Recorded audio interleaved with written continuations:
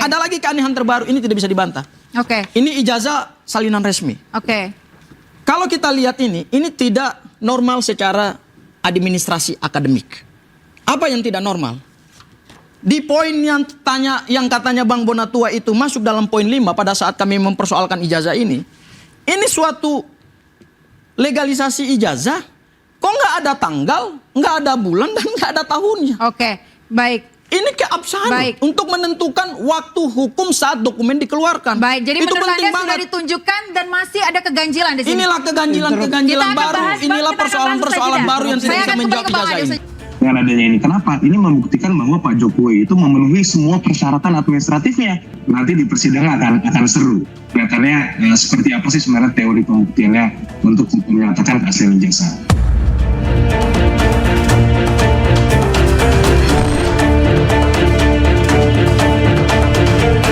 Jadi garis perjuangan kita bukanlah dukung-mendukung, tapi menyelamatkan bangsa dari cengkraman oligarki.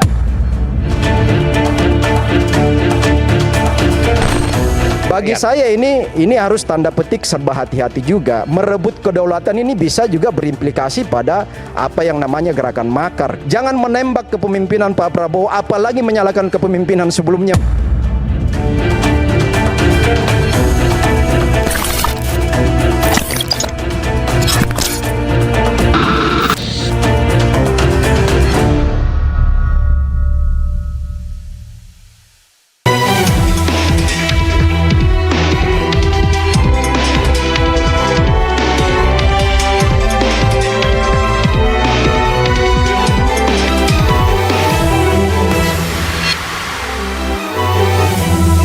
Presiden ke-7 Joko Widodo pemirsa kembali diperiksa polisi terkait kasus ijazah. 9 poin yang sebelumnya ditutup kini dibuka KPU. Kasus ijazah yang tak kunjung selesai membuat sejumlah purnawirawan TNI Polri mendeklarasikan rebut kedaulatan rakyat. Lantas apa yang akan terjadi? Bersama saya Aya Nufus, kita bahas di Interupsi.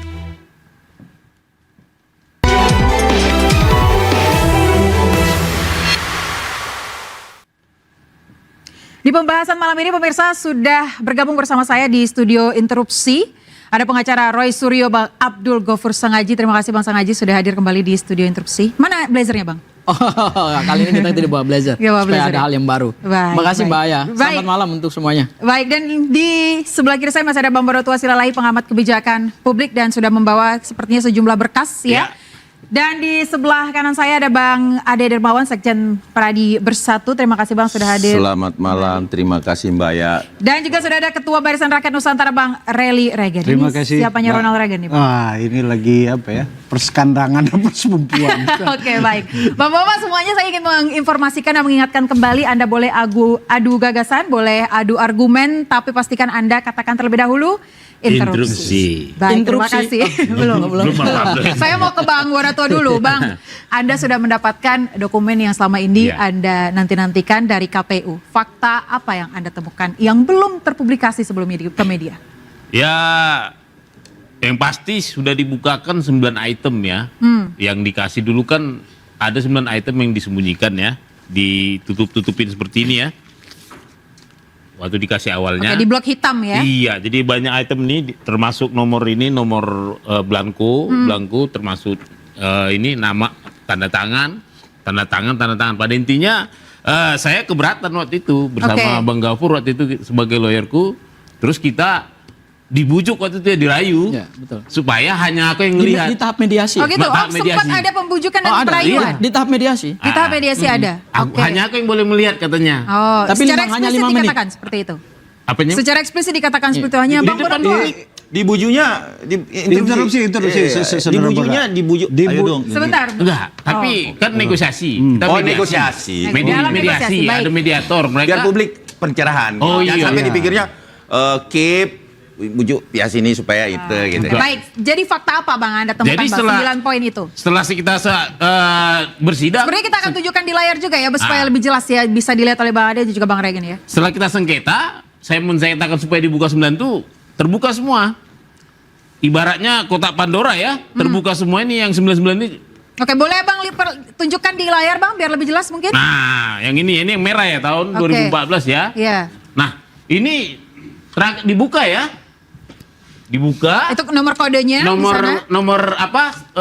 Blanko ya. Blanko, oke. Ini nomor ijazah dibuka. Ini juga dibuka. Nah, ini juga dibuka nama, terus ini dibuka.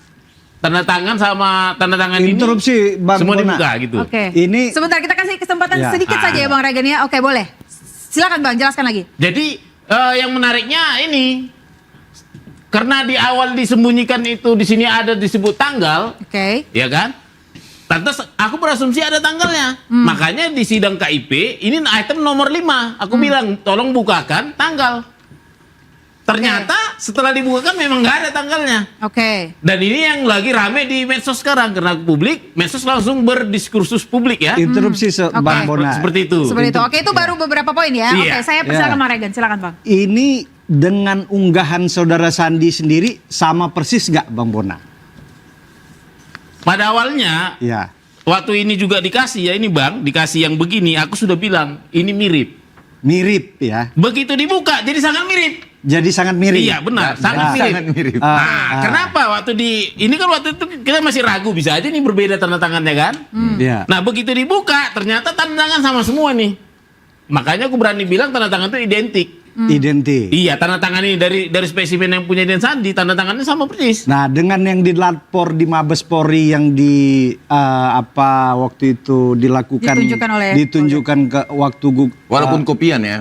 waktu di Mabes Polri Di ini pembanding itu sama nggak Bang Bona? Aku nggak tahu, aku Oh, belum nggak lihat tahu. barangnya. Oke. Oke, tapi Anda yakin bahwa yang selama ini ditutupi oleh KPU adalah yang Anda inginkan? Iya benar. Benar ya. Oke, tanggapannya Bang Ade silakan. Ya, kalau terkait persoalan Bang Bona mendapatkan melalui putusan clear, ini adalah cara yang terhormat. Oke. Cara yang terhormat yang kami anggap bahwa cara-cara seperti inilah yang diizinkan oleh aturan. Kemudian satu lagi nih yang saya sarankan kepada Bang Bona, saya sempat berbicara di belakang, saya sampaikan, Bang sisa satu nih buku, ya kan? Nah kalau bukunya hasil penelitiannya, nah tolong di bab 8, kalau misalkan 8 bab 8 akhir, ya paling tidak mewawancarai langsung Pak Jokowi, Bapak Insinyur Joko Widodo sebagai sumber yang betul-betul primer, kemudian bisa dipertanggungjawabkan, terus yang perlu ditanyakan adalah proses perkuliahannya nih. Kan ini proses perkuliahannya ini jadi persoalan nih. Saya perhatikan. Nah, kemudian itu yang menjadi untuk bisa dijadikan kesempurnaan buku Pak Bona Tua. Saya rasa dengan hal seperti itu, kita apresiasi itu. Dan ini menjelaskan secara jelas-jelasnya bahwa apa yang selama ini orkestrasi, maintenance tentang fitnah yang dilakukan oleh Bapak Insinyur Joko Widodo ini semakin terang. Saya melihat dari 8 bulan yang lalu kita mengikuti ini, saya melihat yang ada ya saat ini adalah masuk kepada pokok perkara. Selalu. Makanya agak Tapi kalau misalkan nanti Bang Bona Tua mau Pak Jokowi diwawancara, Abang siap nggak? Saya rasa kalau itu permohonan secara jelas, Pak Jokowi tidak pernah menutup pintu untuk diwawancarai secara langsung. Saya yakin itu. Saya yakin itu. Iya. Yang dilakukan Bang Bona ini sudah sesuai dengan rel lah ya. Beliau melakukan memberikan surat kepada KPU. Udah itu melakukan gugatan untuk keterbukaan di publik. Tapi yang saya sangat sayangkan kepada Bang Bona, kenapa Bang Bona juga selaku peneliti tidak melakukan penelitian terhadap ijazah mantan-mantan presiden lain juga atau mantan kepala daerah. Akan lebih fair dong gitu. Ketika kita melakukan hal seperti itu. Baik. Interupsi. Baik, ya, Aku jawab dulu dong. Nanti ya. Sebentar. Ini menarik nih. Tadi Bang Bona Tua sudah mengatakan bahwa kamilah yang mendampingi Bang Bona Tua di KIP ya. Nah, Bung Ade dan kemudian Regen ini bukanlah pihak yang ada di dalam proses di KIP, sehingga mereka nggak paham sama sekali apa yang ada di KIP dan kemudian bagaimana prosesnya. Untuk mendapatkan ijazah ini salinan resmi ya, salinan resmi yang dileges oleh UGM, ini bukan suatu perjuangan yang mudah. Saat kami merumuskan langkah hukum ini bersama Bang Bonatua, itu karena memang dari awal ada tension dari otoritas, baik pihak UGM, pihak KPU, untuk menutup-nutupi ijazah, untuk menutup akses publik terhadap informasi yang berkaitan dengan validitas ijazah dan keabsahan ijazah. Dan ini kami bongkar melalui Undang-Undang Nomor 14 2008 tentang keterbukaan informasi publik. Jadi menurut saya tema diskusi kita hari ini menarik ini. Ijazah dan kemudian daulat rakyat. Ya. Jadi apa yang dilakukan oleh Bang Bonatua ini sebenarnya adalah mengejawantakan prinsip kedaulatan rakyat yang diatur dalam pasal 1 ayat 2 Undang-Undang Dasar 45 bahwa rakyat itu berkuasa di dalam negara. Ketika ada seorang mantan presiden ijazahnya dipersoalkan dan dipertanyakan, maka hak publik adalah harus bisa mengetahui kebenaran, keaslian, validitas, keabsahan daripada suatu produk ijazah. Iya, Bang, Anda dan tim Anda ini selalu saja memberikan statement bahwa ada usaha oligarki lah di belakang isu ini gitu ya. Saya mau tanya ke Bang Ade Dermawan, Bang, Anda masih yakin bahwa ini ya memang sudah secara hukum sudah benar gitu? Sudah benar.